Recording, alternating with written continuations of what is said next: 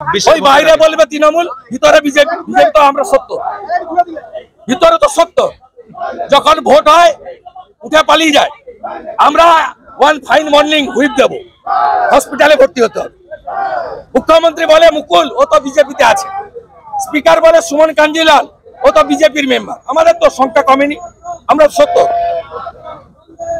যদি বাপের বেটা বা বেটি হন, বুকের পাটা থাকে, বিধানসভার ভিতরে দাঁড়িয়ে বলুন না আমি তৃণমূল। বলুন 25শে মার্চ সুপ্রিম কোর্টে তেলেঙ্গানার দলত্যাগ বিরোধী আইন নিয়ে হিয়ারিং আছে।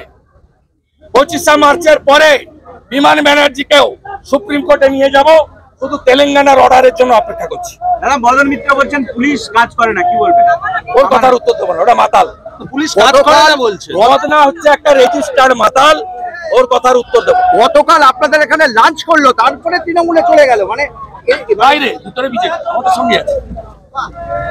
আপনারা কেন গুরুত্ব, আপনারা বলান না মুখ দিয়ে যে আমি তৃণমূলে যোগ দিয়েছি, বিজেপি বলান।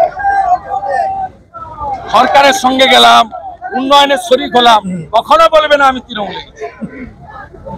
এবং লাঞ্চ করলো এখানে, বিকেল বেলা চলে গেল তৃণমূল। অনেক ভোটে ওকে হারাবো। 13 তারিখে কর্মী সভা ডেকেছি, গা উজাড় করে হলদিয়া বিধানসভার লোকরা আমার সভায় আসে, আমার জায়গা। 26-এর আগে কি এটা বাড়া? আমি ওকে কাউন্সিলরে হারিয়েছিলাম, আবার হারাবো ওকে। আমি কাউন্সিলরে হারিয়েছি 1700।